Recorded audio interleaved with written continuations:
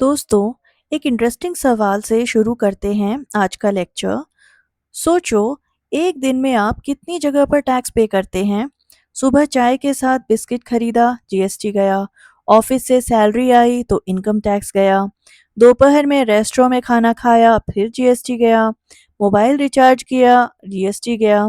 लेकिन आपने कभी रुक के ये नहीं सोचा कि ये अलग-अलग टाइप के टैक्सेस हैं और दोनों का काम बिल्कुल अलग है।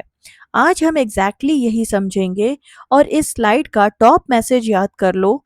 GST taxes spending, income tax taxes earning.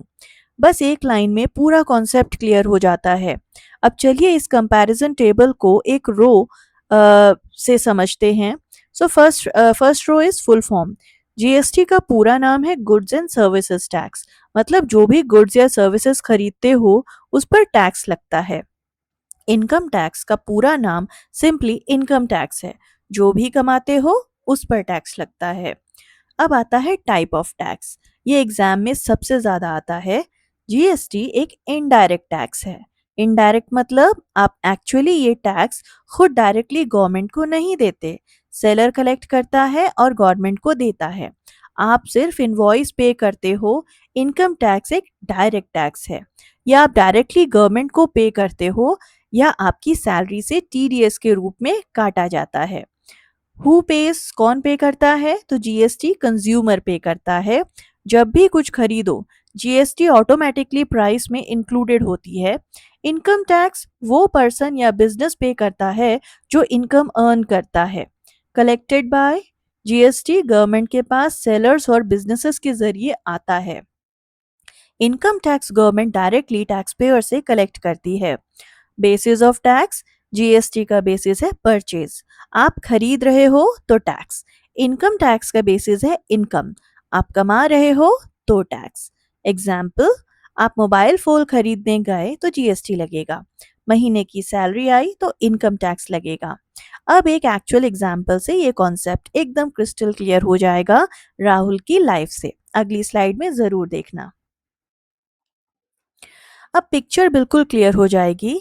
ये एक रियल इंसान है रवि, जिसकी राहुल की रियल जिंदगी। तो राहुल एक सैलरीड एम्प्लॉय है जिसका एनुअल सैलरी है 8 लाख रुपीस। अब राहुल एक ही दिन में कई चीजें करता है। चलिए एक एक करके देखते हैं कहाँ कौन सा टैक्स लगता है। राहुल की सैलरी 8 लाख है।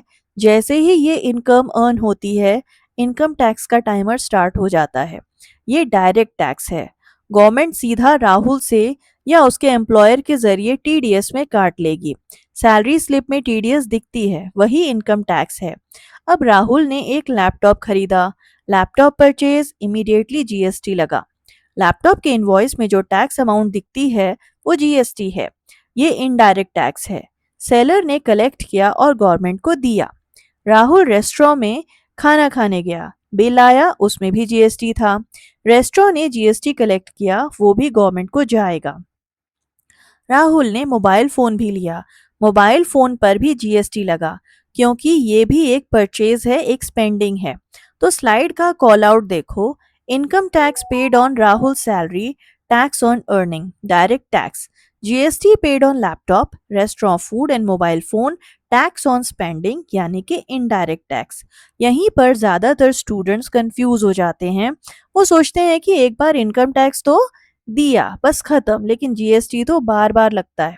जब भी खर्चा करो और इनकम टैक्स एक बार अर्न करने पर, दोनों अलग अलग ओकेजन्स पे, यानी कि जितनी बार खर्चा करोगे उतना जीएसटी लगेगा। और अर्निंग तो आपकी एक बार होती है ज्यादातर की, तो उस पे एक ही बार टैक्स लगेगा। तो दोनों अलग अलग ओकेजन्स पे अलग अलग मैकेनिज्म से। क्विक रिवीजन जो स्लाइड पर दिया गया है, ये 4 पॉइंट्स याद रख लो लाइफ भर के लिए, ठीक है। जीएसटी एक इनडायरेक्ट टैक्स है, इनकम टैक्स एक डायरेक्ट टैक्स है।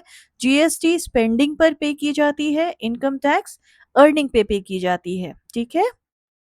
या सिर्फ एग्जाम के लिए नहीं, इंटरव्यूज में, रियल बिजनेस में, फाइनेंशियल प्लानिंग में, सब जगह ये काम आता है या इंटरव्यू में भी पूछा जा सकता है। तब तक keep learning and keep growing. Thank you.